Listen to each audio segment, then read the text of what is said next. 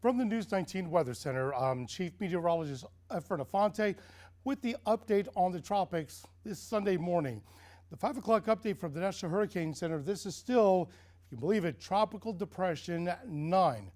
Now, the 5 o'clock update, the winds, they really haven't changed much over the last 2.5 days. Winds sustained are at 35, gusting to 45 miles an hour. The one big difference, it's not that big though, moving to the north-northwest at 7 miles an hour. It's positioned about 275 miles northwest of the eastern tip of Cuba.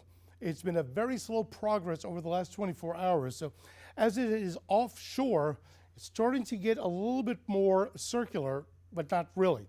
A lot of the thunderstorm activity is wrapped around it, but the center of circulation, where you see the Bahamas, well, it's going to be just to the southwest of that. So a little bit to the left and bottom, in between where it says Cuba and the Bahamas. Not a lot of activity in the middle, but a lot of activity that's well around it. And you can see that it's moving a little bit more north-northwest. The pressure, 1,003 millibars. It's still, for all intents and purposes, as far as the pressure itself, very, very weak. And we'll do a comparison to Humberto in just a minute. But the overall scope is that it's not very organized. And all indications right now of where it's positioned, well, it's going to make its way towards the north. Now, the National Hurricane Center still continues a tropical storm warning for all of the Bahamas. They now have a tropical storm warning well offshore, but for Florida, from pretty much from Miami-Dade going all the way up the coast until you get to about West Palm Beach. Inland right along the coast in that time frame, or that area from West Palm Beach to Miami, they have a tropical storm watch. It's important to understand that because the tropical storm warning for that southeastern portion of the Florida Peninsula is offshore. Now, the tropical storm warning remains in effect from West Palm Beach till about just to the south of St. Augustine's Beach, then from Daytona Beach, then from Daytona up to Jacksonville Beach, St. Augustine Beach, and into Georgia, right around St. Mary's, they have a tropical storm watch. Now, all indications from the National Hurricane Center, Tropical Depression 9, at some point later today, anytime in the afternoon into the evening, it'll finally become a tropical storm. That will become Imelda, and with winds from 45 miles an hour as it makes its way up the coast of Florida. There is no indication at this time, at least from the cone itself, the cone of uncertainty, that it's going to make landfall in Florida, but we're still talking about by Monday evening, winds sustained roughly at about 70 miles an hour, and then by Tuesday morning, it becomes a Category 1 hurricane, winds at about 75 miles an hour. So it'll have a very slow progress to crank up into a Category 1. But the interesting thing still, and there has been just a little bit of deviation from the 11 o'clock update last night, by Tuesday, as a Category 1 going into Tuesday night, it's going to start making a quite aggressive easterly right-handed turn. And as it does, by Wednesday morning projections is that it's going to be pretty much well off the coast of Jacksonville, Florida. So if you put a triangle to it from Jacksonville all the way across to just south of Cape Hatteras or Morehead City, wind sustained at 80 miles an hour, and that Category 1 Imelda will continue basically towards the east. By Tuesday, still a Category 1 hurricane, winds up to 85 miles an hour. But notice, by the time we get from from Thursday morning into Friday, it quickly degrades, if you want to call it that, but it falls apart and it goes from a Category 1 hurricane to an area of low pressure. Even though it's only 75 miles sustained winds, it's still a very strong storm.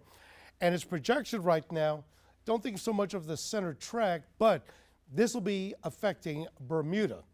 Now, this update really is indicative of what's going to be happening, that we're not expecting this at all to, let alone make landfall in South Carolina. The cone of uncertainty doesn't even get it close to South Carolina. But the important thing also is that it may not be getting close to us, but we are going to get effects as far as wind, possibly tropical storm wind, but rainfall and the likelihood that we'll have some rip current issues similar to what we had with Erin. Here is Humberto, and it is still a very powerful hurricane. Notice the 5 o'clock update, it still has a very pronounced eye in the center of this massive circulation.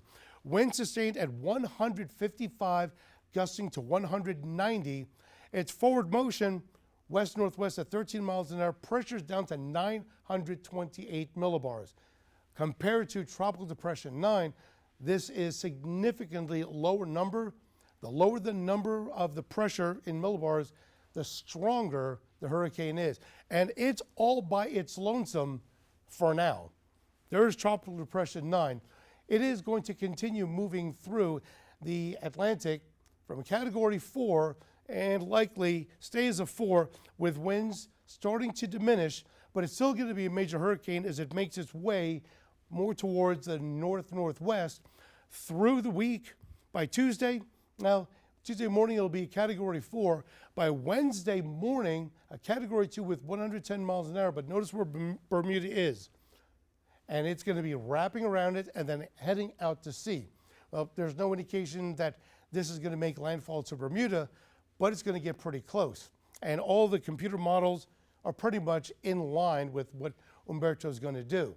But this is another thing we've been seeing over the last 2 days of a lot of the computer models showing a very similar, interesting feature. So the track itself for both of them, we've already seen that, but notice how Tropical Depression 9, which ends up being Imelda, makes its way across. This is what we believe is why Imelda is going to weaken, not only be weakening, but getting pushed out to sea. Here are the computer models. The spaghetti models are indicating by Monday night, Imelda, I keep on saying Imelda is still off the coast of Florida. Well, there is that powerful hurricane, Humberto. Tuesday morning, while Humberto is starting to make a more northerly turn, a lot of the models agreeing with it, Imelda is starting to make that right-hand turn, heading towards the east.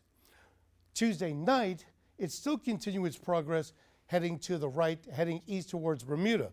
By Wednesday morning, well, Humberto is now wrapping around Bermuda, and right behind it is Imelda. So what the computer models are indicating, and especially what the National Hurricane Center is projecting with the cone of uncertainty, Humberto is going to be a very powerful hurricane still. From Tuesday to Wednesday, it's going to go from a Category 3 to a Category 2 as it pushes out. And there goes Imelda right behind it. So it's getting dragged and torn apart. By the time we get into Wednesday afternoon and evening, that's it. Imelda is out of here, but it's falling apart as it heads towards the Bahamas. Now, to Bermuda. Now, the rainfall has gone down for Sunday, but that's going to be the after effects today from what we're expecting coming in from our weather complex. Then by Monday, we still have a marginal risk for most of South Carolina, and then along and east of I-95, a slight risk tomorrow for heavy rainfall, and it continues into Tuesday. By Wednesday, there's nothing, because by Wednesday, Imelda is going to be far closer to Bermuda than it will be here to the U.S., let alone South Carolina. But again, Tropical Depression 9, the tropical watches and warnings are for Florida and the Bahamas and a little portion of Georgia, not for South Carolina. And all indications that as it continues heading north, turning into Tropical Storm Imelda, and then a Category 1 by Tuesday morning. By Tuesday afternoon, it starts making its easterly turn, and it's not going to be even heading to South Carolina, but we will still have impacts from windy conditions, gusty winds as well, and the amount of heavy rainfall expected through Tuesday. We'll continue updating all the information here on WLTX and WLTX Plus. But for now, I'm News 19 Chief Meteorologist Efren Afante. Stay with News 19. We'll keep you advised.